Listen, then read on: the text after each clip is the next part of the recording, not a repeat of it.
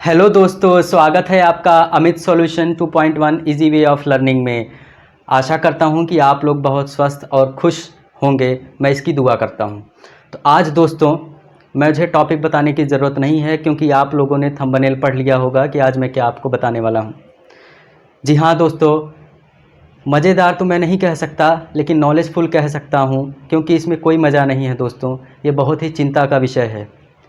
आज मैं आपको बताऊंगा परमाणु बम के कुछ महत्वपूर्ण तथ्य।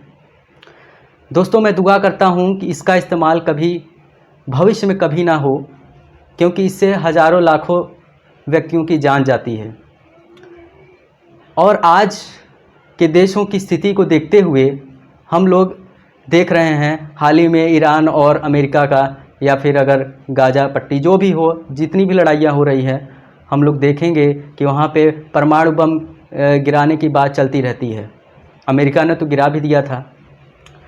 तो दोस्तों उससे लाखों लोगों की मौत हो जाती है और आने वाली पीढ़ी भी उससे भुगतती है, जो कि निर्दोष लोग होते हैं। तो ऐसा निर्णय कभी लेना नहीं चाहिए। खैर कोई बात नहीं, आइए अब हम लोग व्हाइट बोर्ड की ओर चलते हैं। मैं आपको कुछ महत्वपूर्ण तथ्य बताने का प्रयास करता हूं। अपनी तरफ से पूरी कोशिश करूंगा कि आप लोग अच्छे से समझ सकें। तो दोस्तों अभी हाल ही में परमाणु हथियार जो है, अभी इस वक्त की बात करें तो पूरा का पूरे 9 देशों के पास है परमाणु हथियार। न्यूक्लियर वेपन्स जो होता है वो 9 देशों के पास है। किन किन देशों के पास है परमाणु हथियार? 9 देशों के पास है। किन किन देशों के पास है? वो है अमेरिका, रूस। ये दोस्तों अभी अरेंज नहीं है, मतलब ये मत सोचिएगा कि अमेरिका के बाद रूस आएगा, अमेरिका के पास ज़्यादा रूस के पास नहीं। अभी ये ऐसे ही है, बाद में लास्ट बताता हूँ मैं नेक्स्ट में कौन किसके पास है। तो 9 देशों के पास परमाणु हथियार है और अमेरिका के पास, रूस, ब्रिटेन, फ्रांस, चीन, भारत, इजराइल, उत्तर कोरिया और पाकिस्तान। ठीक है दोस्तों, इन 9 देशों के पास परमाणु हथियार। तो देखिए दोस्तों, 9 देशों के पास अमेरिका, रूस, ब्रिटेन, फ्रांस, चीन, भारत, इजराइल, उत्तर कोरिया और पाकिस्तान के पास, इन 9 देशों के पास न्यूक्लियर वेपन्स यानी परमाणु हथियार है। नेक्स्ट है, अंतर्राष्ट्रीय स्तर पर नज़र रखने वाली एक संस्था है जिसका नाम है सिपरी। क्या नाम है? सिपरी। का अनुमान है कि 2019 की शुरुआत में जो टोटल परमाणु हथियार था उसकी जो संख्या थी वो 13,865 थी। सिपरी एक अंतर्राष्ट्रीय संस्थान है, पूरा का पूरा अंतर्राष्ट्रीय संस्थान है सिपरी, जिसका नाम है, वह परमाणु हथियारों पर नज़र रखती है। और दोस्तों उसका अनुमान है कि 2019 की शुरुआत में 13,865 परमाणु संख्या थी टोटल। नेक्स्ट चलते हैं। अब मैं आपको बताता हूं कि किस देश के पास कितना परमाणु हथियार है। तो दोस्तों पहले स्थान पर जिसने जगह बनाई है वो है रूस। इसमें कोई घमंड करने वाली बात नहीं है। हाँ उसने विकास किया है, लेकिन इसमें कोई घमंड वाली बात नहीं है कि किसके पास कितना है, बस मैं आपको नॉलेज के लिए बता रहा हूँ। रूस के पास 6,850 परमाणु हथियार है दोस्तों। रूस पहले नंबर पे है। दुनिया का पहला देश ऐसा है रूस जिसके पास 6,850 परमाणु हथियार हैं। दूसरे नंबर पे अमेरिका है जिसके पास 6,185 परमाणु हथियार हैं। और तीसरे नंबर पे फ्रांस है दोस्तों जिसके पास 300 परमाणु हथियार है। यहाँ पे बहुत ज़्यादा गैप आ गया है, ठीक है। और उसके बाद चौथे नंबर पे चीन है, अपने जगह बनाया है, 280 है। उसके बाद यूके के पास, यूनाइटेड किंगडम, इसके पास 215 है। और पाकिस्तान दोस्तों, पाकिस्तान भी कुछ कम नहीं है, 145 है इसके पास परमाणु हथियार।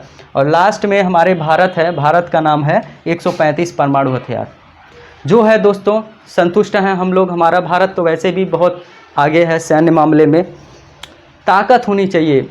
आज हमारे नागरिकों के पास बहुत ताकत है, लड़ाइयाँ आप लोग देखते ही होंगे, हमारे सैनिक जीत जाते हैं। ठीक है दोस्तों, तो ये चीज़ है। अब मैं नेक्स्ट में आपको और कुछ महत्वपूर्ण तथ्य बताता हूँ। दोस्तों देखिए, अब मैंने आपको 4 कुछ पॉइंट्स बता दिए थे, अब मैं आपको 5वें से बताता हूँ।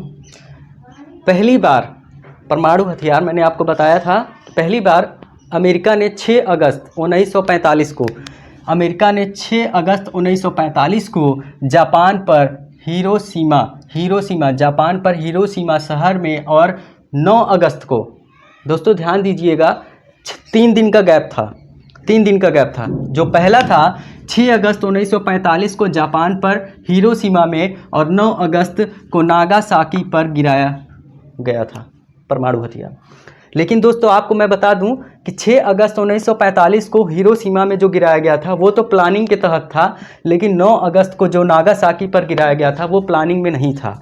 वो नागासाकी की जगह कोकुरा शहर में गिराया जाना था प्लानिंग के तहत। लेकिन दोस्तों मौसम की खराबी के चलते उन्होंने नागासाकी पर गिराने का फैसला लिया। ठीक है, वहाँ की सुरक्षा एजेंसियों ने बोला कि हम नागासाकी पर गिराएंगे। डिफेंस सिस्टम ने मौसम की खराबी के चलते नागासाकी पर गिराया गया था। तो दोस्तों 3 दिन के अंदर, तो 6 अगस्त और 9 अगस्त, ठीक है, 1945। छठवां है, पहला बम का जो उपनाम था, उस बम का जो नाम दिया गया था उपनाम, वो था लिटिल बॉय। जो नागासाकी हिरोशिमा पर गिराया गया था उसका नाम दिया गया था लिटिल बॉय, और जो दूसरा बम था उसका नाम दिया गया था फैट मैन। क्या दिया गया था? Fat man. तो 2 बम गिराए गए थे, लिटिल बॉय और फैट मैन। 8वां आता है, हिरोशिमा पर बताया जाता है कि हिरोशिमा पर लगभग 1,40,000 लोग मारे गए थे दोस्तों, हिरोशिमा पर, और नागासाकी पर 74,000 लोग मारे गए थे। और उसके बाद भी लोग मतलब कि बीमारी से पैदा होते थे, जो बच्चे पैदा होते थे, लंगड़ा लूला कुछ बीमारियां जरूर रहती थी, तो वो हमेशा के लिए रहता था।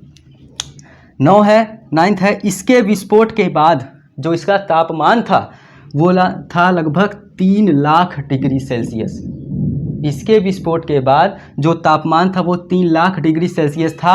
और ज़मीन के नीचे की बात करें, ज़मीन पर तो 3 लाख डिग्री सेल्सियस, ज़मीन के नीचे की बात करें तो 4,000 डिग्री सेल्सियस दोस्तों इसका तापमान था गिरने के बाद। तो आप लोग सोच लीजिए ये कितना डेंजरस है। ठीक है, पहला परमाणु गिराने वाला जो विमान था, जिस विमान से पहला परमाणु गिराया गया था उसका नाम इनोला गे था। और जो दूसरा परमाणु गिराया गया था उसका विमान का नाम बॉक्सकार था। क्या था? बॉक्सकार था। और वो जो विमान था वो 100 फीट, ज़मीन की 100 फीट की ऊंचाई से गिराया गया था। कितनी ऊंचाई से? 100 फीट ऊंचाई से गिराया गया था। तो दोस्तों ये मैंने आपको नॉलेज के लिए बता दिया, आप नॉलेज रखिए, लेकिन कभी मत सोचिएगा या फिर कोई देश घमंड ना करे कि हमारे पास इतना है तो हम इतना गिरा देंगे तुरंत। नहीं दोस्तों, ये कोई अच्छी बात नहीं है। हमें लड़ाई झगड़े से दूर रहना चाहिए और शांति की तरफ कायम करना चाहिए। हमारा भारत देश इसकी तरफ ही आगे बढ़ रहा है दोस्तों। तो मैं आशा करता हूँ आपको बहुत अच्छे तरीके से समझ में आया होगा। मिलते हैं नेक्स्ट वीडियो में। जय हिंद।